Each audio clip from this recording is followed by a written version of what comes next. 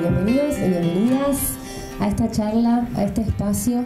Estamos, como saben, en el marco de la Feria del Libro de los Derechos Humanos, que por primera vez se hace acá en este espacio de la memoria. Y permiso, Sergio. Sí. Y bueno, venimos en esta mesa a presentar este libro, La máquina de hacer pájaros, Charlie, el rock progresivo y la dictadura. Es de Nicolás Igarzábal, que está aquí en el medio de ellos dos.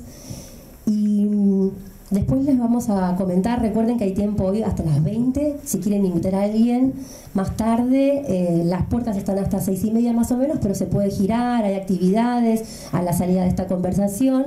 Va a estar el stand de El Gourmet Musical, que es la editorial fantástica que produce estos textos. Va a estar Lorena y ella va a poder saldar cuestiones. Nico, si querés firmarle algo a alguien, también estás disponible. Así que bienvenidos a esta charla. Estuve pensando... ahora nos voy a presentar a todos, ¿no? Pero lo que quería decir primero que nada, a la luz de los últimos acontecimientos y de este lugar, y de acá a todos nos gusta la música, todos vamos a recitales dentro de lo que podemos, hace mucho, ¿no?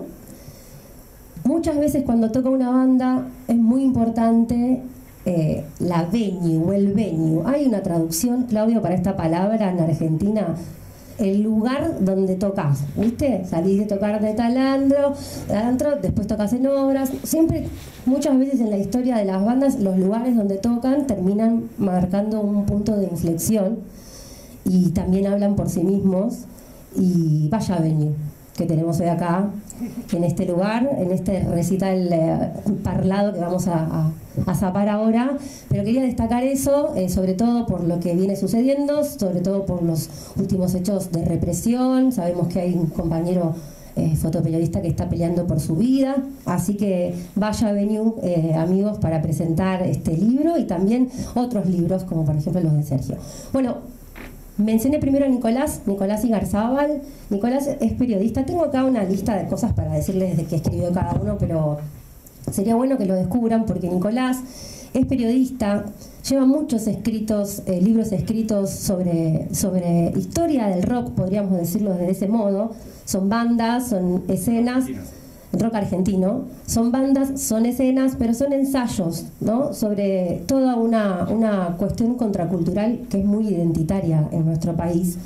También trabaja como editor en esta editorial, así que tiene un feedback muchas veces con autores y autoras muy copadas, donde siempre también terminan creciendo ambas partes. Y además es poeta, tiene libros de poesía, varios publicados, y también lo digo porque en su escritura se va filtrando esa fluidez y esa trampa de la poesía, que no se trata de versos rimbombantes o de palabras raras, sino a veces de tonos, de tiempos, de escenas o de imágenes que elegís para contar situaciones. Así que este es Nicolás, un aplauso para él. Felicitaciones por tu libro. Muchas gracias. Bueno, las dos personas que voy a mencionar ahora tienen una biografía así, no me entra, pero lo que quiero es destacar sobre todo por qué están acompañando a Nico y a todos nosotros hoy acá.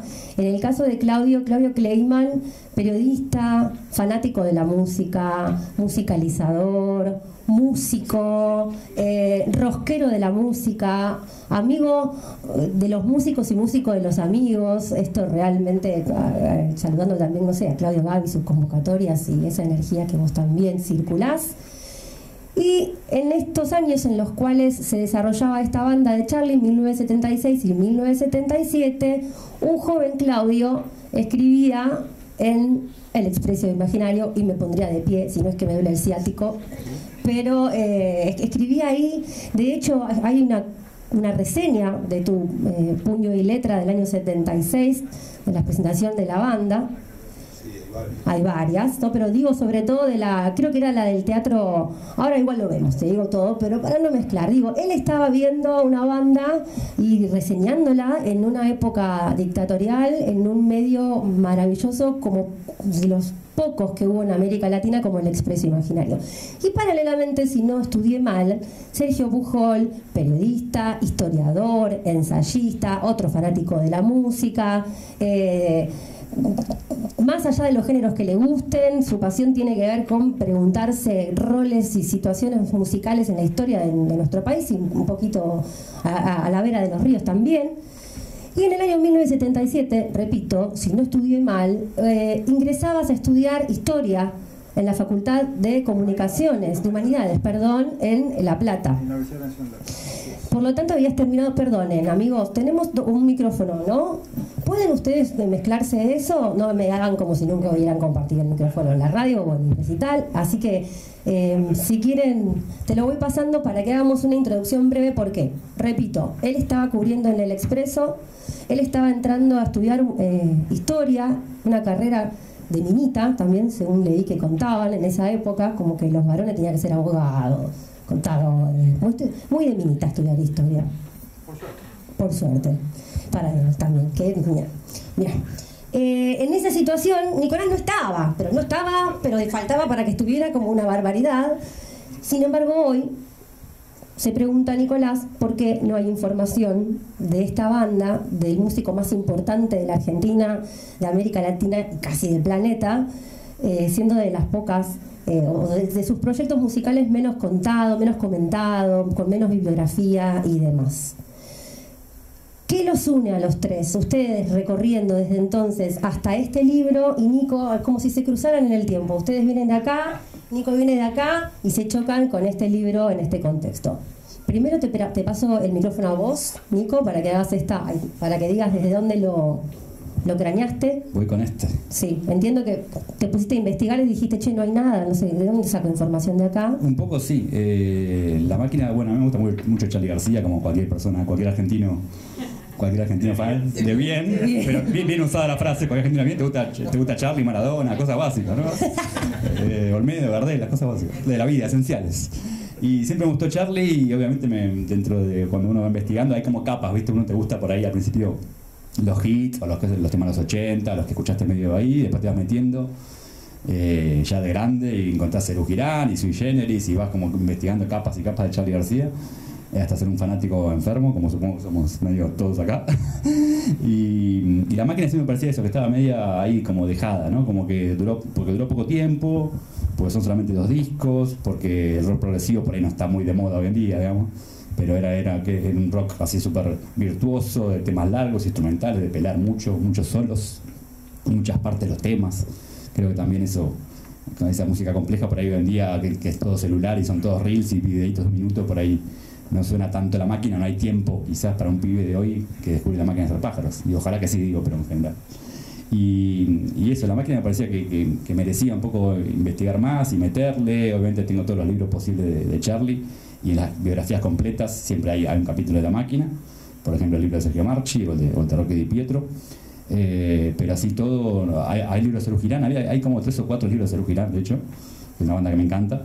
Y eso, dije... Faltaba el medio. Claro, dije, había salido después una de Sui Generis también de Sudestada, y decía, faltaba el medio, o sea, cada vez es más obvio que falta eso, falta como el sanguchito, el de la banda de transición de Charly, ¿no?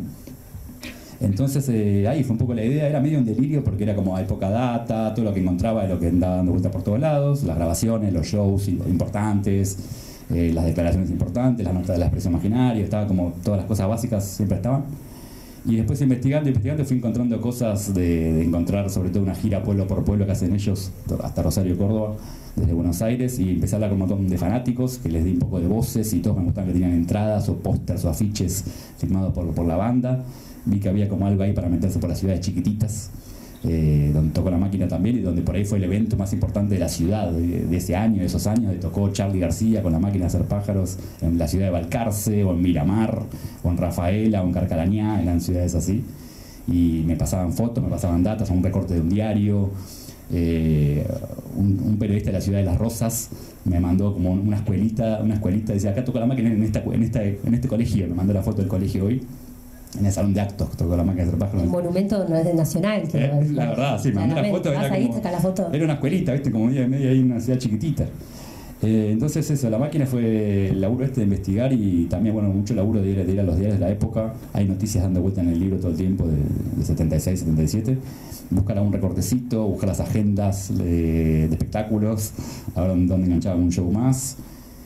y hablar después con ellos, un poco también, eso también fue parte del proceso, ¿no? Hablar con Cutaya, con Basterrica, con los integrantes de la banda. Con los integrantes, con los fanáticos y después con los integrantes y con la gente que laburó con ellos también, con Acedo, que los grabó en Estudio Guión, por ejemplo. ¿Te llamó la atención particularmente de los integrantes que tuvieran distintas edades, ¿no? Sí. Y distintos géneros y que tuvieran distinta trayectoria rockera? ¿Cómo le digo? Como, no experiencia rockera, pero como que venían... Y Charlie, ¿no?, era con el famoso de Sui Generis, Moro era el histórico, que venía de Los Gatos, Cutaya había estado en Pescado. ¿Te acordás las edades, más o menos? Sí, 16 José Luis Fernández, 24 Charlie y 30 Cutaya. El 30 era como ser viejo, aparte era como... Claro. José Luis Fernández, el bajito del colegio todavía, me contaba que él salía del colegio con la mochilita y veía los afiches que decía La Máquina de Hacer Pájaros en Austral, como así, 16, 17 años, parece ser más joven de hecho La Máquina. Después Charlie ya bajándose del éxito de Sui Generis y volviendo a remar un poco con La Máquina. Y Moro ya venía de Los Gatos, de Color Humano, de Winca, un montón tocó todos los grupos.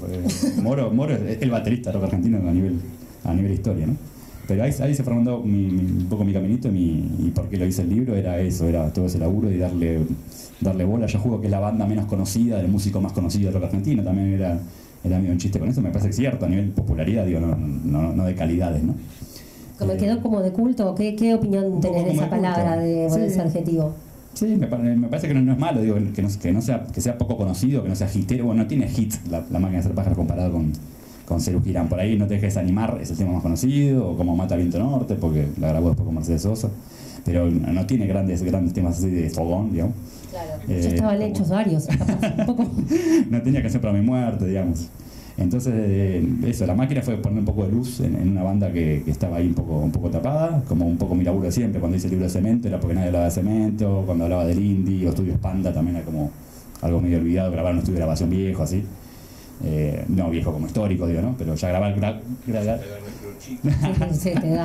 Estudios Panda era grabar un estudio histórico cuando la gente hoy en día graba todos en las casas. Siempre busco eso como ciertos lugares poco conocidos. Aparte, con vitrino, ¿cómo se llaman los vidrios? Sí, claro. Encuadrando también tu libro, aclaramos que no es un libro de anécdotas. Van a encontrar, por supuesto, anécdotas y demás, pero no se trata de eso, sino más bien de ir cosiendo la historia también de un músico que se termina un poco peleando con los suyos y que trae también instrumentación y una puesta en escena diferente. Como Charlie, cuando se espera que Charlie sea Charlie, viene Charlie y te saca otro Charlie de adentro.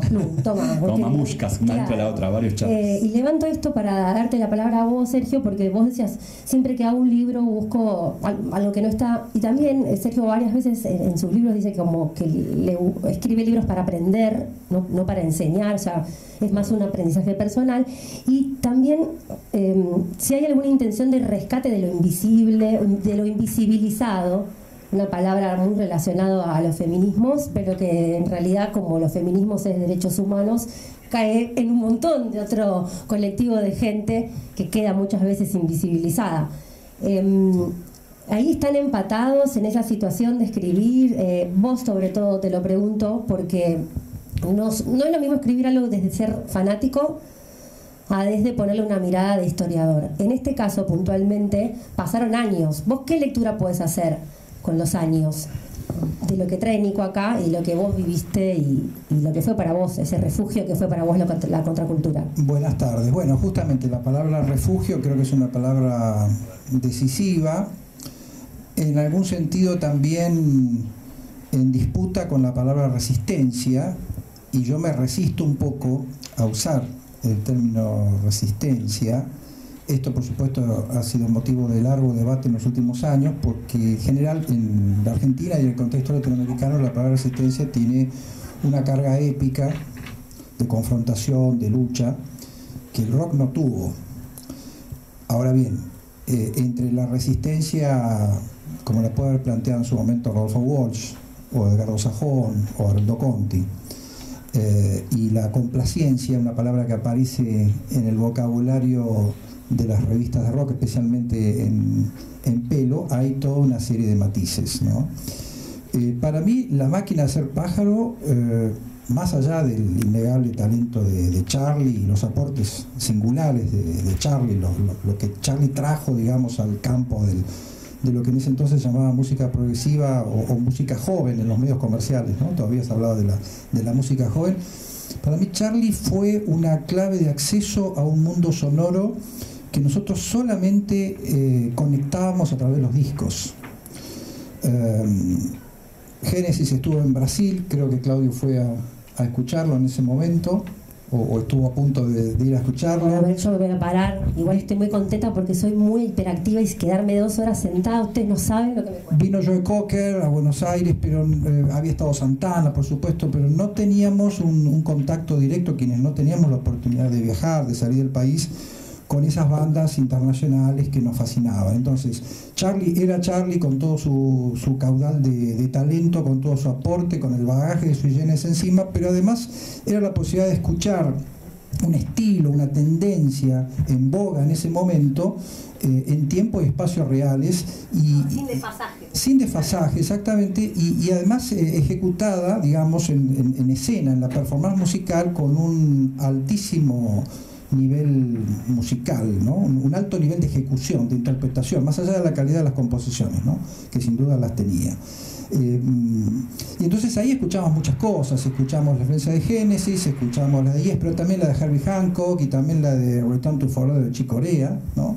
Todo eso estaba de alguna manera palpitando en la máquina. Yo tuve la oportunidad de escucharla una vez en vivo en 1977 en el Teatro Astro de La Plata. Fuimos con un amigo, Eduardo, con el que pocos años después fundamos un programa de radio que todavía existe, que se llama Influencias por Radio Universidad Nacional de La Plata.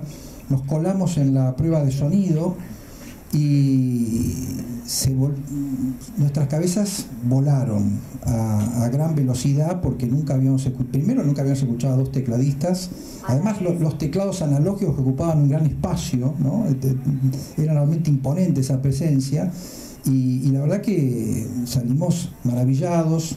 Lo esperamos a la salida, recuerdo como si fuera hoy, un Charly muy alto, delgado, con una camisa tipo country, zapatillas, y muy amable, bueno, le pedimos un autógrafo, conversamos unos pocos minutos con él y nos fuimos completamente encandilados, porque era una experiencia que realmente para nosotros era una verdadera epifanía estética, poder escuchar eso en vivo, ¿no?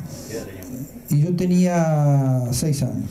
No, mentira. No, yo tenía un poquito más. Tenía en el 77, 18 años tenía. Sí.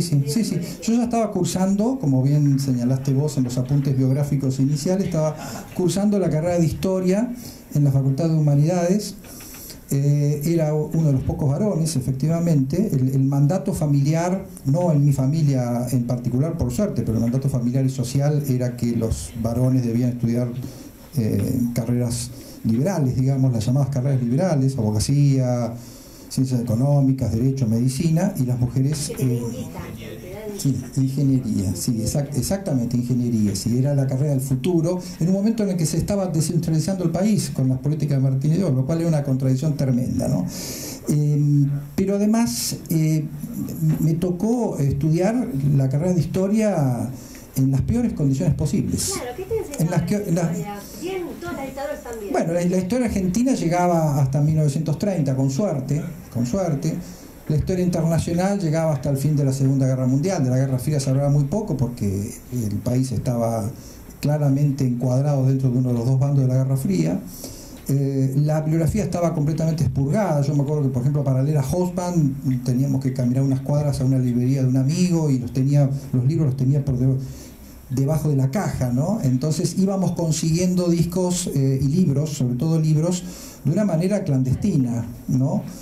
Queremos tanto a Glenda de Cortázar, yo recuerdo, de Editorial Bruguera, me la pasó un librero amigo, me dijo, esto no lo lleves, no se te ocurra andar por la calle con este libro. Un libro de Julio Cortázar, autor absolutamente canónico. Y yo lo guardé, lo llevé a mi casa y lo leí con muchísimo celo. Ya sabíamos que, bueno, en las librerías de usados se conseguían libros de todo tipo, y esto, por un lado, nos producía una gran alegría y al mismo tiempo un escozor, porque sabíamos que muchas de esas bibliotecas eran de desaparecidos. Muchas de esas bibliotecas circulaban a través de la apropiación, ¿no? Es decir, en ese contexto tan ominoso, en esa época tan terrible, poder poder hacer música, ir a un recital, era una experiencia, si no épica, sin duda absolutamente necesaria, ¿no? Era una de las pocas maneras que teníamos de no desanimarnos frente a ese contexto general, ¿no? Y al mismo tiempo poder hacernos de una cultura por fuera de, digamos, de la cultura oficial y sobre todo contraponer un modelo de juventud antitético al que se buscaba imponer desde los medios masivos de comunicación, desde la educación formal, los colegios secundarios. Todos los colegios secundarios parecían el colegio naval, el colegio militar. La no juventud, sí. Y recuerdo 2 episodios, y le paso el micrófono a Claudio. Uno de ellos tenía que ver con la prensa de la época, especialmente las revistas del Grupo Atlántida, que eran todas funcionales a la dictadura, ¿no? Recuerdo una nota que decía: ¿sabe usted si su hijo no está a punto de convertirse en guerrillero? Ese era el título de una nota en una revista masiva de la época.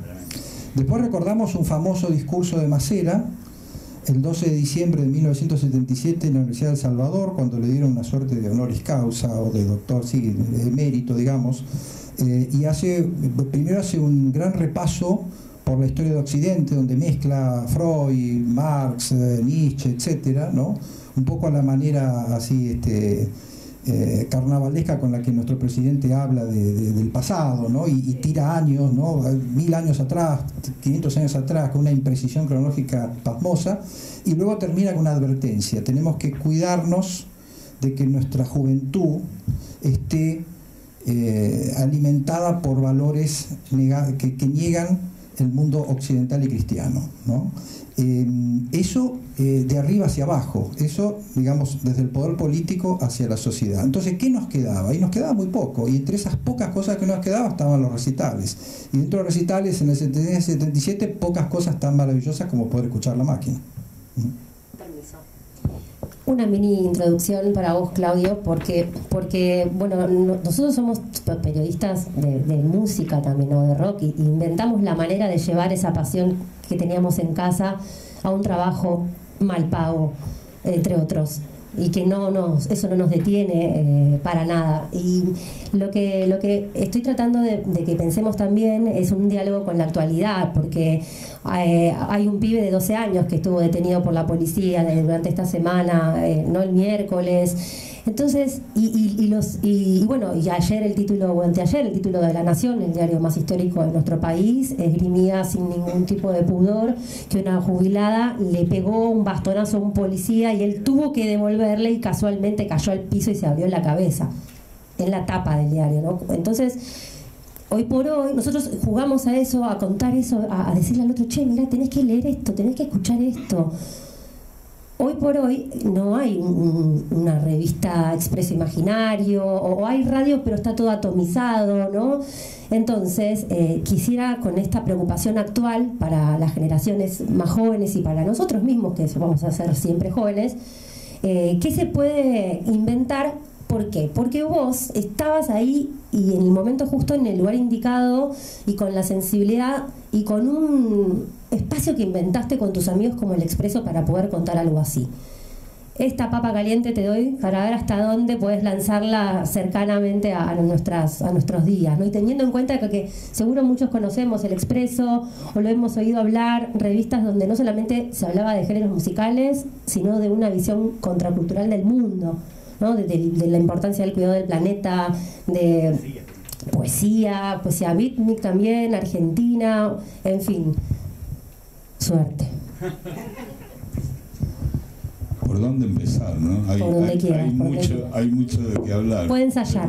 Pero bueno, en el Expreso justamente tratamos de inventar un espacio alternativo, ¿no? O sea, la idea inicial del Expreso, que ya la traía Jorge Pistocchi, uno de los directores, junto a Pipo Lanús, era el rock como cultura. Y yo digo que la nuestra, y por ahí la anterior y la posterior, es una generación que conoció el mundo a través del rock, justamente porque en la cultura oficial no estaba lo que a nosotros nos interesaba saber. Entonces nos tuvimos que formar de manera autodidacta, y en ese sentido el rock fue fundamental. Yo me considero como un producto de... Bueno, producto no es la palabra indica. ¿Educado por el rock, te parece? Como... Sí, una consecuencia de toda esa especialmente de toda esa primera generación del rock argentino. Hablamos de esos grupos fundacionales de Almendra, Manal, Los Gatos, Arco Iris, Box Day, Morris y los que vinieron inmediatamente después, ¿no? León, Papo, Virigón, nos dieron como ventanas para observar el mundo, pusieron el piso muy alto para todo lo que vino después. Yo que soy, Pero para eso se daban cuenta igual en el momento, porque esto va a sonar mal, les aviso. Va a sonar mal lo que voy a decir ahora, pero son como los primeros jóvenes. Digamos, las primeras generaciones de jóvenes que viven esto, que quieren no usar gel, ¿no? Los destellos de juventud en América Latina pueden empezar recién. Soy libre y quieren hacerme esclavo de una tradición, dicen los beatniks en un Rebelde, uno de las canciones fundacionales del rock. ¿Se daban cuenta en el momento de este nivel que vos retratás y que también en Sergio... cuanto a la trascendencia, eso en el momento es hacer de futurología, ¿viste? Vos no lo podés adivinar, digamos. Yo siempre digo que, ¿viste? En casi todos los proyectos, te diría en todos los proyectos que participé, siempre pones lo mejor y tratando de que sea una cosa de que quede, ¿viste? Que trascienda de alguna manera. Pero eso no lo podés saber. Tuve la suerte, entre comillas, de que el Expreso sea recordado. Hoy es increíble porque a casi 50 años o 40 y pico todavía sigue pasando esto. No, qué sé yo, en mi vida no pasa una semana, ponerle sin que te escuché alguien decir varias veces eso, que nadie te recuerde. Me hable del Expreso, lo recuerde de alguna manera. Eso es algo que hay que agradecer, porque por más que uno no se lo propone, porque ya te digo, cuando estás haciendo una revista estás embarcado en el día a día. Uy, es el cierre, no llego, tengo que terminar esta nota. O sea que lo vas como descubriendo con el tiempo, pero por más que te lo propusieras, es al cohete, digamos, es una cosa que uno no determina. Me pregunto igual, ustedes estando presentes en una conversación que se está dando en el momento, ¿no? Porque vos haces una mirada histórica y con distancia lo podés encuadrar, vos una mirada inmediata, pero terminan juntándose. De hecho, tengo acá algo que creo que escribiste vos, que dice, una reseña de cuando fuiste a ver a la banda: una máquina funcionando a todo vapor, desbordando una vibrante energía, dueña de un sonido preciso, compacto, fluidos y con muy buenas individualidades. Mirá qué manera elegante, nuevas individualidades. Uno aprende a escribir también leyendo reseñas y crónicas. Bueno, eso es algo que se viene perdiendo en el periodismo, ¿no? Con la inmediatez del mundo digital, la cuestión de la redacción, de la escritura, y algo que es previo a la escritura, que es la reflexión. No hay tiempo para la reflexión, ¿viste? O sea, yo me acuerdo de los diarios, por ejemplo. Los diarios, un recital que era ponerle un sábado, un viernes, de repente la reseña salía un martes, un miércoles, ¿viste? Y había reseñas. Y había reseñas, exactamente. Claro, o sea, eso también implicaba que el periodista en cuestión tenía como un tiempo para elaborar no solo la escritura, sino su pensamiento. Ahora, antes de que termine el recital, sí, ya tenés 3 párrafos escritos. Estar reportando. Entonces, hay como toda una parte importante del pensamiento que nos están cercenando con esta cuestión de la inmediatez del mundo digital, y acá, bueno, le cabe a las nuevas generaciones pensar cómo oponerse a eso, ¿viste? Porque el mundo en el que nosotros nos crecimos y nos formamos, ese mundo de revistas, diarios, libros, discos, cine, es nuestra formación cultural. Eso se está perdiendo, y bueno, tampoco no vas a ser un delirante que vas a sacar una revista en papel en este momento sabiendo que nadie la va a comprar. Si alguien quiere fundirse igual, por favor llámenos, porque estamos sin lugar a dudas para escribir una revista, ¿sí? Tónganlo en cuenta. Después, nada, bueno, otra cosa que me interesaba apuntar es que, bueno, lo que dijo Sergio, a quien quiero y respeto muchísimo, su discurso fue completamente contradictorio con lo que dijo primero, de que no consideraba el rock como una resistencia. Yo creo que sí, que el rock fue la resistencia cultural más importante durante la dictadura. Lo que pasa es que me parece que Sergio está asociando ahí la palabra resistencia con la resistencia política e incluso la resistencia armada de los grupos de la izquierda. Yo aclaré, claro, yo también siento un gran respeto por Claudio y admiración por Claudio, y entiendo el punto al que va su argumentación. Lo que yo digo es que en general cuando se habla de resistencia en el contexto latinoamericano hay una imagen épica. Esto yo se lo pregunté a Gieco, concretamente le dije, ¿el rock fue un movimiento de resistencia? Y no, me dijo. Resistencia fue Walsh, pero a Walsh lo mataron. Luego se lo pregunté a Fontova y le dije, ¿considerás que el rock fue resistencia? No, de ninguna manera, me dijo. Hicimos lo que pudimos. Pero me parece que de cualquier manera, bajando un poco la intensidad de la... Sí, te meto una cosita. Sí. Los músicos son los peores para analizar su propia obra. No, es verdad. No, o sea, León... Sí, por eso. León es especialista en sacarse responsabilidad encima, porque es tan grande León que siempre te va a dar como una respuesta donde él minimiza su participación o su responsabilidad. A ver, para saldar esta polémica, yo propongo, en realidad lo propuso Pablo Vila, un sociólogo que fue el primero que escribió sobre el rock y dictadura. Él habla de esfera de disenso. Entonces, dentro de esa esfera de disenso está el rock, está teatro abierto, están los talleres literarios, los talleres de teatro. No, pero no tenían armas, ¿no? No, pero no tenían armas, hacían lo que podían en condiciones absolutamente restringidas, sumamente restringidas.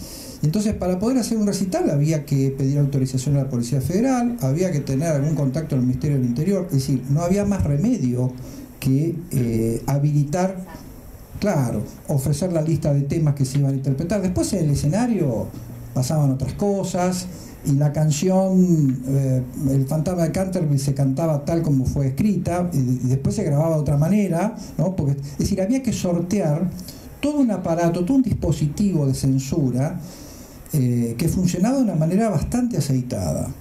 Y en ese sentido creo que Charlie fue uno de los que mejor entendió cuáles eran los límites entre lo prohibido y lo permitido. Es decir, él supo andar por una frontera muy delicada, y eso le permitió sobrevivir en términos artísticos, poder trabajar, no tener que irse de la Argentina como le pasó a otros, ¿no? Y ahí se establecía una complicidad que sí concedo en ese sentido, tenían mucha resistencia cuando nosotros escuchábamos determinadas canciones y cuando dentro del espacio acotado de un estadio o de un teatro vivíamos, experimentábamos una sensación de libertad que no existía en la calle. Cuando salíamos estaban los camiones de culata llevándose 100, 200 muchachos por averiguación de antecedentes, que es lo que vimos el miércoles, dicho sea de paso, ¿no? Los historiadores en general somos bastante cautos en hacer comparaciones entre épocas, pero hay ciertos patrones de conducta, represiva que se repiten, lamentablemente. Bueno, ahí nos sentíamos parte de un colectivo que claramente no comulgaba con los valores que intentaba imponer la dictadura. En ese sentido, sí, se hacía lo que se podía, se expresaba el disenso de una manera módica, porque el rock tampoco era un fenómeno masivo que apareciera en todas las revistas, en todos los diarios. Por eso la importancia del Expreso Imaginario de la revista Pelo, ¿verdad? Y de algunos pocos programas de radio en esa época. Bueno, por eso a mí me gusta usar la palabra resistencia cultural, para separarlo un poco de lo que es resistencia a seca, pero en ese sentido me parece importante porque esa resistencia no solo era llevada a cabo por los músicos, sino también, y ahí también tu relato también es un buen ejemplo, sino también por el público que acudía a un recital de rock. Está bien, no era una resistencia que tenía organicidad, pero nadie dijo que la resistencia tenga que tenerla. Hay distintas formas de resistir, y ir a un recital, no solo tocar en un recital, que en el caso de los músicos, ir a un recital era un acto de resistencia, y era un acto peligroso porque no sabías si volvías a tu casa. Yo soy un buen ejemplo, caí muchas veces en Cana a la salida de recitales. Tuve una época así. Otra vez acá, Clayman. Cortes el pelo, déjese de joder, no lo queremos ver más. Eddie Rodríguez, un querido compañero que trabajaba en el Expreso, que ya no está, me hacía un chiste en una época que decía que la policía entraba a un lugar y que decía, usted y Claudio, venga. Sí, ya por portación de pelo largo y etcétera, y la facha. Una vez en lo que era coordinación federal o algo así, que caímos a la salida de un recital, cuando me tenía que liberar el comisario, pasaba así, el tipo tenía una charla con vos y me dice, estaba con mi legajo, me dice, pero usted está limpio, Clayman, me dice, ¿por qué tiene esa pinta de traficante internacional? No se puede, un argentino de bien no tiene esa pinta. Nada, así que bueno, el rock era un acto de resistencia de parte de los músicos y de parte del público que concurría. Ahora, yendo un poco más al punto, a la música de La Máquina de Hacer Pájaros, por cierto, si bien es cierto lo que dicen de que de alguna manera es como la parte más under de la carrera de Charly, porque bueno, si hacemos un sándwich entre Sui Generis y Serú Girán, obviamente que estas dos bandas son más populares, pero por otro lado es una banda que ha crecido como una banda de culto, mucho con el correr del tiempo, más que la trascendencia, que la repercusión que tuvo en su momento, ha crecido mucho. Incluso, bueno, el libro de Nico tiene como un apéndice donde habla un poco de bandas, músicos que han sido influenciados, músicos que han hecho versiones, etcétera, etcétera. Y sin ir más lejos, en este momento José Luis Fernández está haciendo recitales con el repertorio exclusivamente dedicado a La Máquina, que dicho sea de paso la reproducen con una fidelidad espectacular. gran músico José Luis. Y así que bueno, por un lado sí, es de culto, por el otro lado, bueno, tiene esa cuestión, ¿no?, que ha trascendido, es como una contraseña secreta entre entendidos no solo de Argentina, sino por lo menos del mundo de habla hispana, ¿no?, donde esa música se escucha y se analiza. Es muy alucinante escuchar y ver a la máquina a la luz de la música que se hace hoy, en general, una música diseñada por productores. El nivel de desarrollo, el nivel de virtuosismo musical que está involucrado en la música de la máquina es muy alucinante, porque bueno, en este momento José Luis hace lo que eran, porque él toca la guitarra en vez del bajo, hace las partes que eran del vasco, es decir, las partes de guitarra compuestas y grabadas por el Vasco Basterrica. Y vos ves las partes hechas como guitarrista, te digo, ves las partes, son unos moños increíbles, y vos decías, las partes que hacía este tipo para acompañar una canción, porque de última eran canciones, ¿viste? Una cosa como medio impensable en la música de hoy. Otra cosa que se me ocurría con respecto a eso, que también el hecho de que la máquina sea de culto había sido un diseño de Charlie también, porque Charlie medio que disolvió sui generis. Uno de los motivos es que estaba harto del estrellato. Él quería sumergir un poco su identidad en una identidad grupal, ¿viste? Como cuando Clapton, después de Cream, hizo Derek and the Dominos, que era como una especie de nombre donde él pasaba desapercibido, ¿viste? Bueno, le costó un poco, capaz, con las letras y... Le costó bastante, porque Charlie es una estrella innata. Y bueno, y eso fue también uno de los motivos que hicieron que la máquina durara tan poco, pero la idea inicial era que fuera un grupo, y de hecho fíjate que muchos de los temas son coautorías, es decir, le daba su parte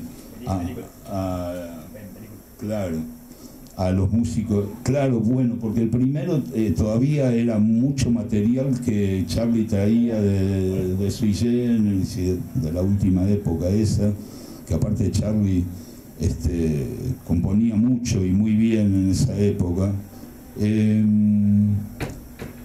Y una cosa más quería decir, y con esto paso el micrófono, que bueno, en el Expreso y posteriormente en los análisis que hacemos y qué sé yo, consideramos que Charlie y León fueron los músicos fundamentales, los más importantes de esa época de la resistencia cultural a la dictadura. Tuvieron que desarrollar un lenguaje cifrado, casi diríamos, para pasar desapercibido por la censura. Lo hicieron. Y el Expreso también. Y el Expreso también. Justamente, que nació y vivió bajo la dictadura. Por eso, qué increíble, qué estúpidos los milicos. Claro, bueno. Qué estúpido. ¿La ves 2 minutos? Qué estúpidos los milicos, o qué inteligentes obvio, eso los músicos y los que hacíamos la revista.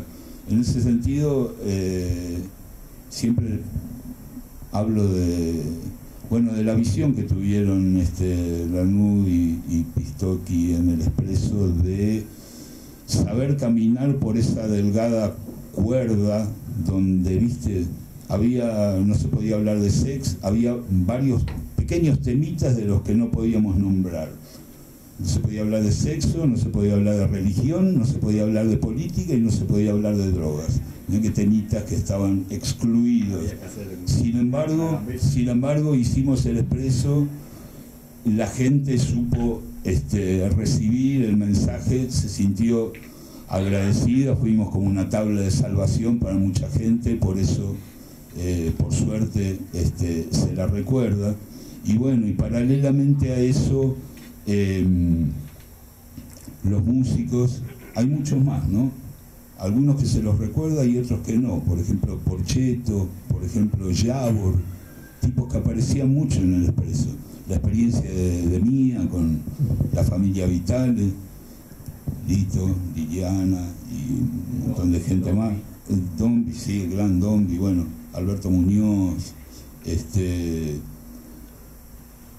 y bueno, y siempre pongo un poco como ejemplo, como referencia de esa cuestión de saber atravesar la censura, justamente el título del segundo álbum de La Máquina de Hacer Pájaros, ¿no? ¿Qué se puede hacer salvo ver películas? O sea, una definición genial realmente de lo que era un momento tenebroso, por supuesto, de la realidad argentina, y descrito con una frase que nadie podía censurar, y sin embargo estabas diciendo muchísimo con eso. Encima de la tapa aparecía la película Trama Macabra de Hitchcock. Bueno, toda una definición en forma oblicua, digamos. Y bueno, sigo diciendo, el análisis con la perspectiva del tiempo de la obra de La Máquina es impresionante, y un aspecto que está quizás poco analizado, el de las letras de Charly. Las letras de Charly de esos discos son espectaculares, son buenísimas. Encontraba como un poco a lo Dylan, viste, que era también el gran referente. Encontraba la manera de describir su situación personal, su transición, tanto como músico, que estaba dejando, digamos, la cuestión de músico de rock, así del gueto, para convertirse en una estrella, como persona que también estaba dejando la adolescencia y la juventud temprana para transformarse en un adulto. La situación social y montones de cosas que son referencias bíblicas a los Dylan. O sea, un aspecto de Charly que está poco valorado, me parece poco analizado, su calidad de letrista, especialmente en ese periodo, donde tuvo la lucidez de decir un montón de cosas de una manera poética y de una manera que no fuera fácilmente identificable por la censura. Y hablándole a la juventud también, ¿no? Sí, obviamente, y también la experiencia desde el escenario, de lo que pasaba en el público, viste cómo visualizaba, te vi entre las luces. Increíble todo lo que juntaba a Charly a su alrededor. Y el cuidado al público también, ¿no? Una virtud de cierta protección, esa famosa nota del policía que se lleva a oriente del público, suspende el concierto, ¿no? Un grado de responsabilidad y de conciencia de lo que estaba haciendo en ese momento particular Argentina, ¿no? Eso es un rasgo muy de Charly, ¿no? El sentido de la contemporaneidad que tiene. A propósito de lo que señaló Claudio sobre Gieco, acá tengo justamente el listado completo del Confer de las canciones prohibidas. El título es Cantables cuyas letras se consideran no aptas para ser cantables, cuyas letras se consideran no aptas para ser difundidas por los servicios de radiodifusión.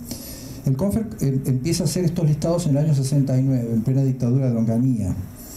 Y hay cosas buenas, por ejemplo, una canción que se llama Le bajás la caña para ir a pescar, ¿no? Esa es una. Cara de tramposo, ojo de atorrante, del recordado, nunca bien ponderado Cacho Castaña. Bueno, hoy te queremos cantar de Almevida, exactamente, de Moreto, Molina y Barrueco, del año 76. Y en el 76, a solo 3 meses del golpe, el primer tema, digamos, de lo que podemos llamar el rock nacional, el rock argentino, es justamente Ayer no más. Y hay, en el año 78, 4 canciones al hilo de Gieco prohibidas, que son Canción de Amor para Francisca, muchas de ellas anteriores a ese año, ¿verdad? El tema de los mosquitos, La historia esta, Las dulces promesas. Es sin duda el intérprete de rock argentino más prohibido por el Confer.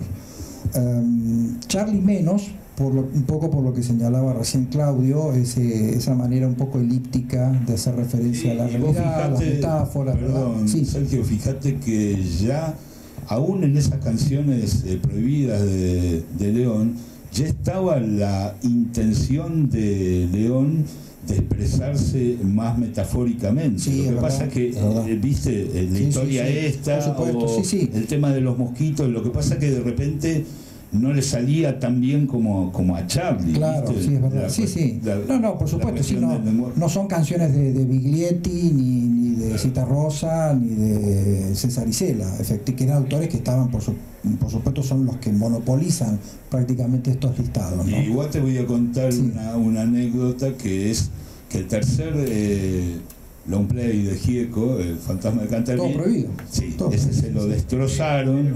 Hubo como 4 temas prohibidos, algunos que le tuvo que cambiar la letra, etcétera, etcétera. Igual esas cuestiones de la época, León compuso unas canciones para reemplazar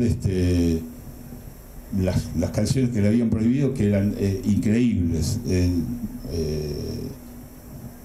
A la luz del día, no me acuerdo ahora los títulos, pero compuso unas canciones increíbles, de la misma manera que Charly compuso antes de gira para reemplazar El fantasma de Canterville en el disco de Por Soy Gieco. Pero después, aún en plena dictadura y en el periodo más represivo todavía de la dictadura, el primer periodo,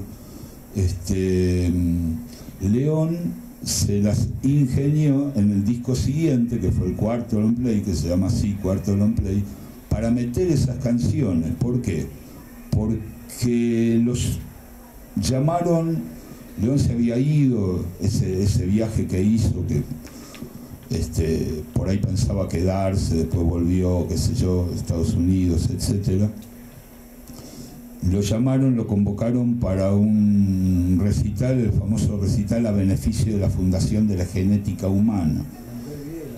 Claro, la mujer de Videla estaba en esa fundación misteriosa, que no sé a qué se dedicaba, pero León aprovechó y metió esas como 4 canciones, La historia esta, Tema de los mosquitos y un par más, en el cuarto long play, grabado en vivo en el Festival a Beneficio de la Genética Humana. Decía, ¿qué me van a censurar si estábamos tocando a beneficio de la mujer de este hijo de puta?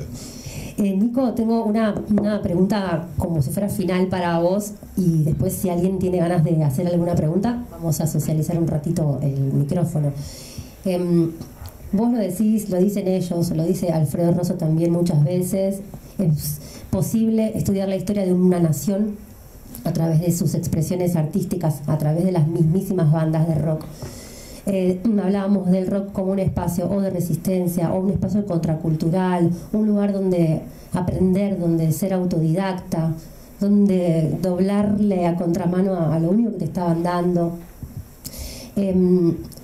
Personalmente, por ejemplo, aprendí qué era la policía a los más o menos 14, 15 años por unas letras de Los Redondos que claramente no entendí. Pero aprendí ahí que era no lo que me decía el noticiero o el barrio. Lo aprendí ahí, tuve que preguntarle a alguien ahí, tuve que preguntar en un lugar donde vendían un disco o alguno más grande, o escuchar la radio 1000 veces. Fíjate que Claro, ¿no? Y fue como una educación política, y no soy la única, por eso lo digo. Así que te quiero preguntar, para todos los que estamos acá, ¿qué educación emocional y política tiene este libro? Por supuesto todo lo que estuvimos diciendo, letras, coyuntura, contexto, pero viste cuando te dicen, ¿querés saber qué es el trabajo esclavo? Escuchate esto. ¿Querés saber qué es los campos de algodón? El trabajo, bueno, ¿qué 3, 4, 5, lo que quieras, es tu libro y tu tiempo, le estás regalando a alguien cuando le invitas a leer este libro? Es un poco panfleto manifiesto en el buen sentido. Cuando lo encaré, yo me acuerdo que lo estaba escribiendo en el 23 y era justo el debate presidencial, en octubre del 2023, y estaba Milei que decía que los desaparecidos no eran tantos sino lo otro, le decía la cifra, decía 8.000, y yo decía, qué desastre esto, y decía ahí tendríamos que haber cortado el debate, desenchufamos el debate, claro, no sé. Pero yo lo estaba escribiendo y decía, este libro es más necesario todavía ahora, o va a ser más necesario si el tipo llega a ganar, y ganó, ¿no? Pero me acuerdo que me da bronca y decía, tengo que encarar el libro más por ese lado, por el lado político justamente, lo que decías. Yo pensaba, claro, hablar de la dictadura, como qué vuelta de tuerca le pudo dar cuando hay un montón de libros como el de Sergio Pujol acá. Y al revés, dije, claro, hay que seguir hablando del tema, de dictadura, de desaparecidos, hay que seguir hablando. En nuestro caso a través de la política, ¿no? De la música, digo. Pero era inseparable. Yo cuando pensé el libro como la banda, la biografía de la máquina, era como una historia de una banda de rock. Y después fue medio inseparable. En mi archivo de Word se llamaba Yo que crecí con Videla. Como mi título tentativo durante años se llamó el libro Yo que crecí con Videla. Y era medio eso, era inseparable. De hecho, cuando hablaba Claudio acá de La Expreso Imaginario, 1976 es el golpe, marzo es La Expreso, en agosto que sale, y mayo los primeros shows de La Máquina, y el primer disco también de La Máquina, todo eso en el 76. Un montón, todo junto. ¿Cómo contemplaste a las juventudes en esta investigación? En las juventudes de ese momento y en la concepción de las juventudes. A través de los fans de todas las ciudades donde tocaron, que me pasé llamando un montón. Me acuerdo de una charla con un disquero de Miramar que me habló un montón de La Máquina, de cómo le cambió la vida, de cómo lo ayudó, de esas letras que sentía que él las entendía y que no se entendían tanto, que estaban buenas eso. Me acuerdo que hablé un montón con el tipo y le pregunté el nombre y me dijo que se llamaba Carlos García. Cuando cortamos, me dijo Carlos García. Entonces empecé, sobre todo por Facebook, me metí en grupos de fans de La Máquina, de Charlie, y empecé a llamar gente. Y los fans que al día de hoy de eso conservaban los discos firmados con la firma de Charlie, que tenían la entradita cortadita, guardada al ticket. Todos tenemos eso, ¿no? Un poco todos sí, tenemos en nuestras casas alguna entrada que guardamos. Obvio, pero del 76, sin lugar a duda. Qué loco esto que también decís en el libro, que no hay ningún registro audiovisual de La Máquina de Hacer Pájaros. También habla de nosotros, ¿viste? Y poco vivo, ¿no? También. Sí, poco vivo. Muy poco, sí. Increíble que no haya no sé. Sí, de hecho hasta el gran mito de que se había borrado de Telefe, Tele 11 por un incendio que había habido en la 90, y yo hablé con gente del canal y me decían, no, se grababa encima, justamente en dictadura, había que grabar y tapar, digamos, no había que dejar registro de nada tampoco, que estaba acá intervenido, obviamente, por la Marina. Entonces nada, la verdad que un poco eso, y después ya que hablaban con lo de la resistencia cultural, es una palabra que yo también jugaba con eso, si era o no era, o si era una resistencia cultural, o cómo se podía llamar. Y me acuerdo que me destrabó todo fue Tati Almeida en el Destape, que lo entrevistan a Charlie y le preguntaba que vos, Charlie, fuiste muy importante para nuestros hijos, para nuestros nietos, tu música, ¿qué fue tu música? Y le preguntó si era como un refugio, una resistencia, y Charlie dice las dos cosas. Y lo dice 2 veces, las dos cosas. Excelente. Charlie lo define, las 2 cosas. Era una resistencia cultural o simbólica, por ahí más. Sí, o tal vez más performática, ¿no? Quiero decir, artística. Los voy a mansplanear, pero como una cuestión más vinculada a la resistencia más rockera, o al perfil más rockero, o al perfil más militante, ¿no? Activista, me imagino más eso. O sea, la revista Crisis, decís vos muchas veces. Hacer cultura. Pero que estamos... Hacer cultura en el contexto de dictadura es desde luego una forma de oposición y de resistencia. Toda forma de cultura, por eso podemos hablar también, como hemos mencionado aquí, algunas otras expresiones. Quizás lo que tuvo de más valioso el rock es que el objetivo de los militares era la juventud. Es decir, en la mira del llamado proceso de organización nacional estaba la juventud. Recuerdo otra referencia de la época, ¿no? Una propaganda oficialista en televisión, un joven subiendo las escalinatas de la Facultad de Derecho y alguien le acerca un panfleto, lo mira, lo tira y dice: yo vengo a estudiar. Ese joven que solo iba a estudiar, ese joven que yo vengo a estudiar, muy de ahora efectivamente, ese joven es el joven que de alguna manera apuntaló la dictadura. Y en ese punto me parece que por suerte fracasó. La dictadura se propuso tres cosas básicamente: exterminar la guerrilla con la metodología que todos conocemos, imponer un plan económico y un aparato de disciplinamiento social y cultural. En esto último fracasó, y acá donde el rock y algunas otras expresiones jugaron un rol fundamental.